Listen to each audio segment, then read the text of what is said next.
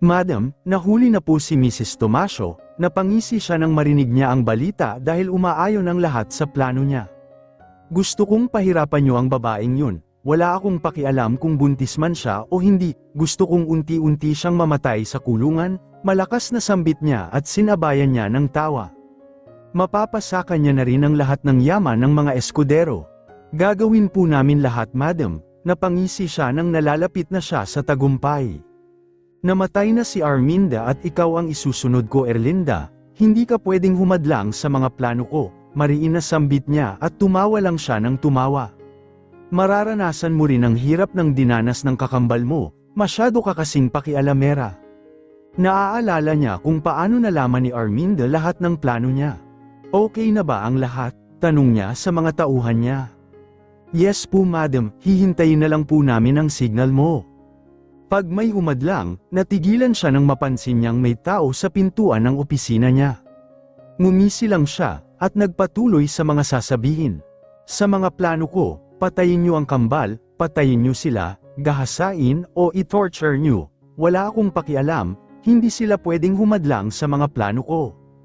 Ang sama mo, napalingon sila sa pintuan ng may isang babae ang galit na nakatingin sa kanila.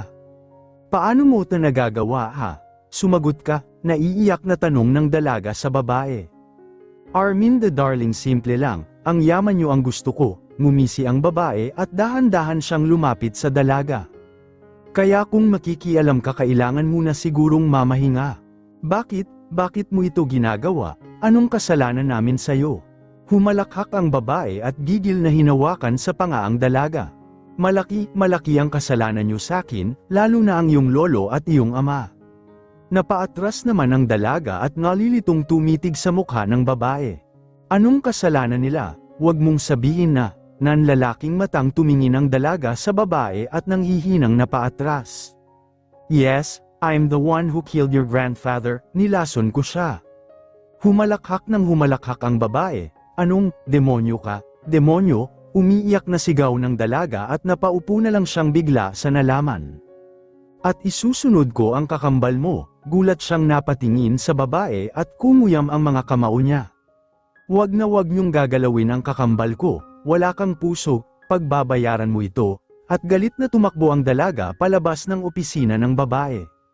Susundan namin madam, sabi ng kanyang mga tauhan. Ngumisi lang siya at pinigilan ang mga ito, wag, hayaan niyo siya, wala namang maniniwala sa kanya, tuloy tayo sa plano. At nagpatuloy sila sa mga plano nila at nagtagumpay nga siya sa plano niya para patayin si Arminda. Ang nag-iisang nakakaalam ng mga plano ko ay namatay na, kaya ang magbabayad nun ang kakambal niya. Humalakhak lang siya pero hindi niya alam may isang taong kanina pa nakikinig sa kanya. At kuyom na kuyom ang mga kamao nito sa galit, magbabayad ka sa mga ginawa mo, hindi ko hahayaan na mapahamak si Erlinda, sambit nung lalaki at umalis na siya sa opisina nung babae. Hinding-hindi mo makukuha ang lahat ng dapat na kay Erlinda. Pagkatapos naming dumalaw sa kakambal ko, dinala nila ako sa station at pinasok sa isang madilim at malamig na selda. Nagpunta agad ako sa sulok at doon sumiksik, napapikit na lang ako at hindi ko na maalayan nakatulog na pala ako sa kakaiyak. Nagising na lang ako nang may kumalampag ng selda kung saan ako naruroon. Napaangat ako ng tingin at nakita ko ang isa sa mga pulis na hamuli sakin. May dalaw ka, walang emosyon na saad niya, kahit nanghihina pinilit kong tumayo at dahan-dahan na lumabas ng selda. Sinamahan ako ng pulis na ito sa visiting area, nang makarating kami, napansin ko si Angeli, kuya at ang isang abogado. Kuya, Angeli, Erlinda, mahinang tawag sakin ni Angeli at humagulgol na lang siya bigla. Makakalabas na ba ako kuya? Hindi naman ako ang salarin, hindi ba? Kahit ayokong marinig ang sasabihin niya, pinilit kong maging matatag, alam ko naman na makakalabas rin ako. Mahihirapan tayo sa kaso mo Mrs. Tomasio, lahat ng ebidensya nila, ikaw ang tinuturong salarin, mula sa pagnanakaw ng pera at sa pagpatay kay Miss Arminda Escudero. Nawala ang ngiti ko at nanlumo ako sa nalaman. Wala akong kasalanan at mas lalong hindi ko mapapatay ang kakambal ko, biktima lang din ako. Wala akong kasalanan, hindi ko magagawa lahat ng paratang nila sakin, mahinang sambit ko at tuluyan na akong napaiyak. Marami silang ebidensya, mahihirapan tayong makalusot at ang papeles na nakuha nila sa mga gamit mo ay may halagang 1 billion pesos. Gulat akong napatingin sa kanya at napatutup sa bibig. At lahat ng nilabas na pera galing sa Escudero ay may mga pirma mo, Mrs. Damasio, at inilapag niya ang isang envelope. Nanginginig na binuksan ko at isa-isa kong binasa, gulat at pagkalito ang namutawi sakin. Pirma ko nga ang nakalagay dito pero paano mangyayari yun? Bakit ko pagnanakawan ang sarili kong pamilya? Pirma ko nga ito pero paano? Wala akong ni isang kasing ang kinuha sa Escudero. Paanong narito ang pirma ko? Nalilito at magugulat pa rin sa mga nilalaman ng folder na ipinakita sakin. Yung baril na ginamit sa pamamaril sa kakambal mo ay may fingerprints mo, at may isa siyang ipinakita. Isang larawan ng isang baril. Napapikit ako at inalala ang baril. Yan yung ginamit na baril sa pagpatay sa kakambal ko pero hindi ko yan hinawakan, biktima lang din ako, natatarantang sigaw ko at napasabunot sa buhok ko. Pinigilan naman ako nila kuya at niyakap. No worries, gagawin ko ang lahat para mapawalang sala ka Mrs. Damasio. Naniniwala akong wala kang kasalanan at aalamin ko ang nasa likod ng lahat ng ito. Napahagulgol na lang ako at niyakap si kuya. Kuya, ayoko dito. Hindi siya sumagot bagkus niyakap niya lang ako. Kuya, hindi ko na kaya. At dumilim na ang paligid ko. Niyakap ko lang si Angeli habang nakatulala lang ako sa kawalan habang nakakuyom ang mga kamao ko. Hindi ko akalain na sila pa mismo ang gagawa nito. Ikaw na muna ang baalang magbantay kay Erlinda, bulong ko kay Angeli na tinanguan lang ako. Walang mangyayaring masama sa kanya. Tumango lang si Angeli sa akin at umalis na ako sa ospital kasama si Efren, ang attorney na kinuha ni Angeli para sa hahawak ng kaso ni Erlinda. Nagtungo ako sa opisina ni Papa, sumusobra na sila. Hindi na tama ang ginagawa nila sa kapatid ko, wala siyang kasalanan. Biktima lang din ang kapatid ko dito, Papa, bungad ko pagpasok ko sa opisina niya. Napalingon naman sila sa amin kasama si Attorney Atienza. Ano ito? Hinablat ko kay Efren ang mga ebidensyang hindi totoo at inihagis ko sa harapan niya. Ano tong mga ebidensyang ito? Hindi naman lahat ng nakasaad dito totoo. Alam mong hindi magagawa ni Erlinda ang pagnakawan ng pamilya niya. Drake, huwag ka nang makialam pa sa kaso. Lahat ng yan may pirma si Erlinda, sa tingin mo anong gagawin ko? Paano niya na ating panoorin si Erlinda na nahihirapan? Huwag makialam pa. Kapatid ko si Erlinda kaya makikialam ako, dahil lahat ng mga ebidensya niyo laban sa kanya, lahat yun hindi totoo. Paano mo na atim na panoorin si Erlinda na nahihirapan? She's pregnant. Hindi ako makapaniwala na sa kanila pa talaga manggagaling ang mga ebidensya na hindi totoo, at sila pa mismo ang nagpakulong sa sarili nilang anak. Huwag kang bastos Drake, papa mo ang kausap mo, sigaw naman ni Tita Senath sa akin. Shut up the old woman, usapang pamilya ito, hindi ka dapat makisali dito, sigaw ko sa kanya kasabay ng pagsuntok sa akin ni Papa kaya napatigilid ang mukha ko at napahawak sa lobby ko. Kung babastusin mo lang ang asawa ko Drake, umalis ka na dito, kailangang pagbayaran ni Erlinda ang mga kasalanan niya, galit na sigaw sa akin ni Papa. Kasalanan Papa, walang kasalanan si Erlinda, alam mong biktima lang din siya dito. Sa ating lahat siya ang mas naapektuhan sa pagkawala ni Arminda, sigaw ko din sa kanya at nagsamaan kami ng tingin ni Papa. Pinigilan ako ni Efren pero pumiglas ako sa hawak niya at nasuntok ko na lang ang lamesa ni Papa. Kapag may nangyari lang masama sa kapatid ko, hindi ko kayo mapapatawad. Sinaman ko sila ng tingin bago ako umalis sa opisina ni Papa. Hinawakan ako ni Efren sa balikat para pakalmahin ako.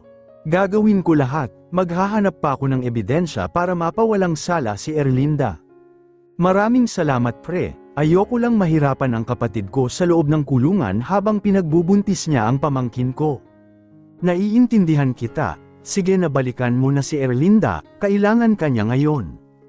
Tumango lang ako at sumakay na ako sa sasakyan ko at bumalik agad ako sa klinik para puntahan ang kapatid ko. Kailangan namin ng matibay na ebidensya para mapawalang sala ang kapatid ko, hindi niya kakayanin mamuhay sa loob ng kulungan.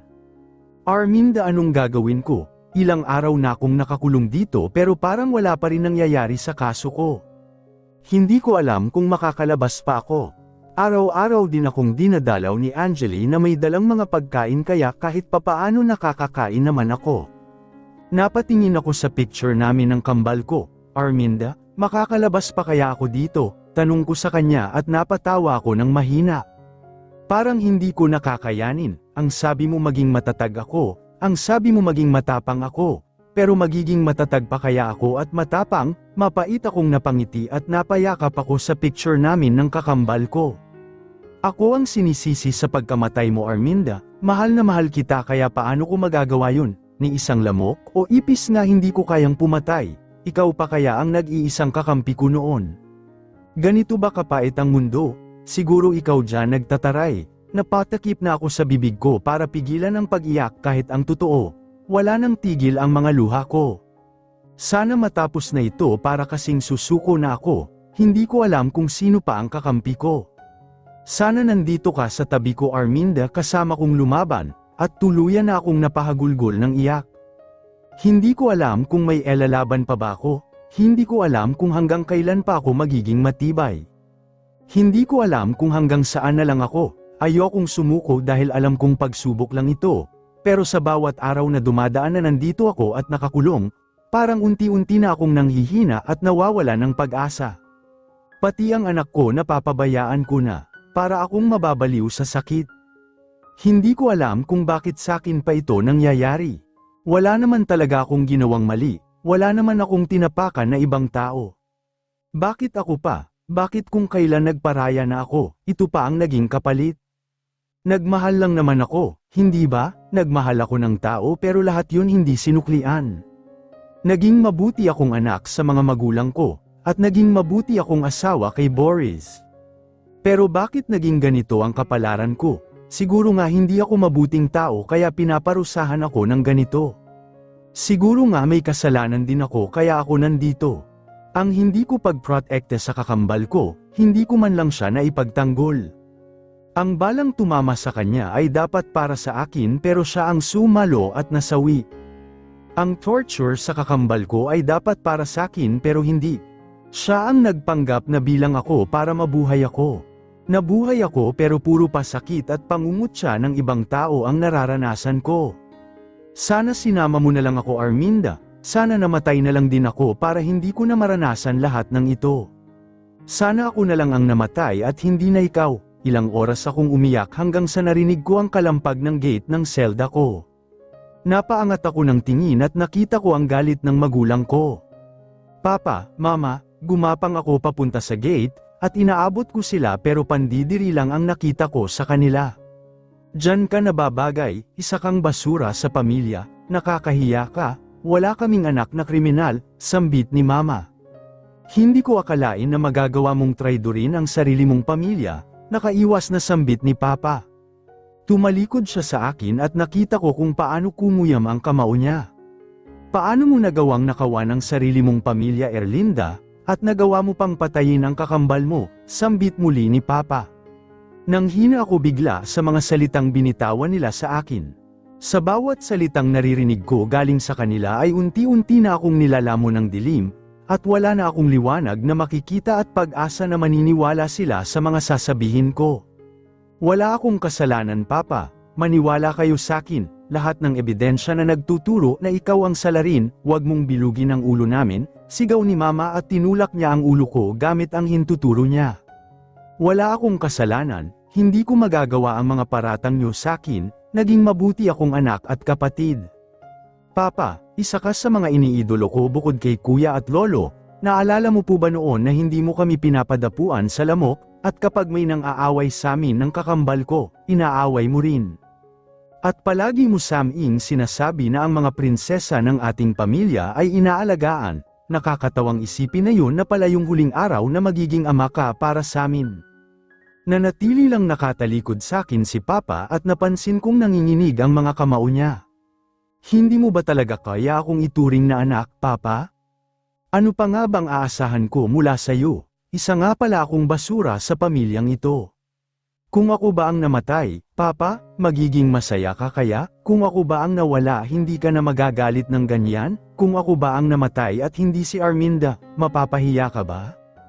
Mahal na mahal kita, Papa. Ikaw lang ang nag-iisang ama ko, ang tanging iniidolo ko bukod kay Lolo at kay Kuya.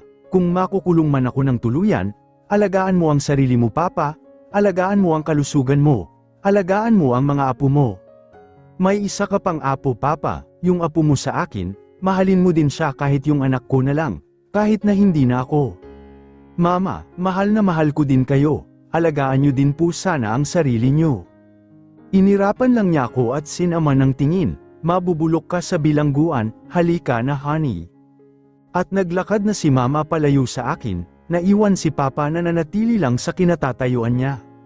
Pakikumusta na lang ako kay Baby Marquez, Papa. At tumalikod na ako para pumunta sa pwesto ko pero napatigil ako nang makarinig ako ng hikbi. Kaya napalingon ako kay Papa. Papa, narinig kong huminga siya ng malalim at muling humarap sa akin, lumapit siya at bigla niya akong hinawakan sa kamay. Papa, magkita na lang tayo sa korte, yun lang ang sinabi niya at umalis na siya sa harapan ko. Gulat ang namutawi sa akin at napatingin sa kamay ko. May isang picture na nakalagay sa kamay ko. Papa, ano ito? Bakit mo ibinigay sa akin ito? Mahinang tanong ko at natulala sa larawan na hawak ko. Isang babae ang nasa larawan at may kargang baby. Luma na ang larawan na ito, itatago ko na sana sa bulsa ko nang may mapansin akong nakasulat sa likuran ng larawan. Ito ang first baby natin, asawa ko. Sino si Lucia? Sino ang babaeng nasa larawan at bakit binigay sa akin ito ni Papa? Sino itong babaeng ito? Sa kabilang dako naman, isang lugar na maingay kung saan mga kriminal ang nakatira.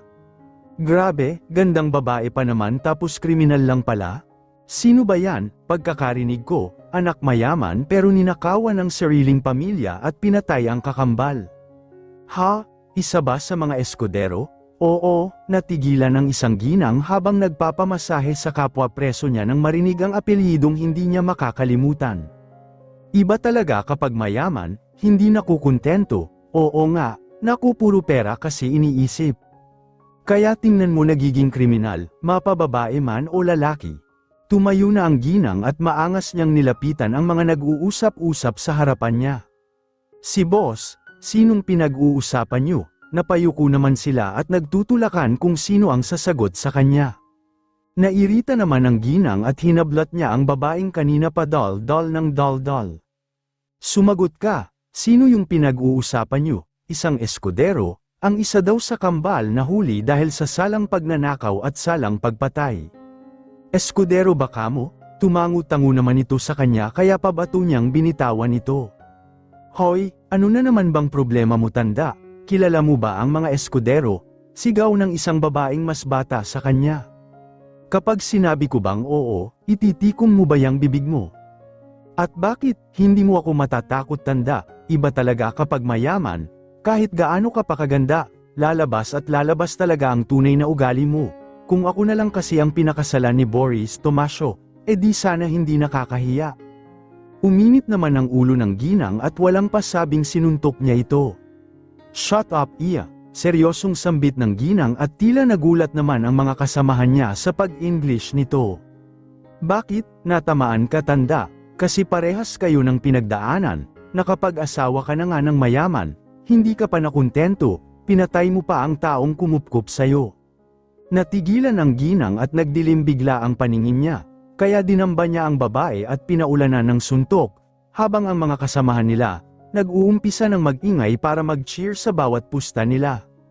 You know nothing, I know who are you working with, nakangising sambit nito sa babae na nanlaki naman ang mga mata sa kanya. Mga polis, boss tama na yan, mababartolina ka na naman. Hinila na siya ng mga alipo race niya para maawat, pero hindi pa rin ito nagpapaawat at sinugod niya muli ang babae, pero nakarinig sila ng pito kaya lahat sila yumuko at nilagay ang mga kamay sa taas ng ulo. May araw ka sakin, bulong ng ginang sa babae na kinabahan naman sa kanya bigla pero pinilit niyang maging matapang. Ikaw na naman nag-umpisa ng gulo, halika, sa Bartolina ka na muna. Hinila na siya ng pulis papuntang Bartolina para doon makulong sa isang maliit at mainit na selda. Diyan ka na muna, pasaway talaga. Ngumisi lang siya sa pulis na nagkulong sa kanya sa Bartolina at iniwan na siya doon ng nag-iisa. Madam, napangisi siya nang biglang sumulpot ang lalaking tau-tauhan niya sa loob ng kulungan. Ibahin ang plano. I know, nabalitaan ko na rin. Don't worry, gagawin ko ang lahat para makatulong. Good. Hanapin ang totoong ebidensya. Masusunod Seniora. Narinig na lang niya ang mga yabag nito palayo sa Bartolina kaya napangisi na lang siya habang nakatingala.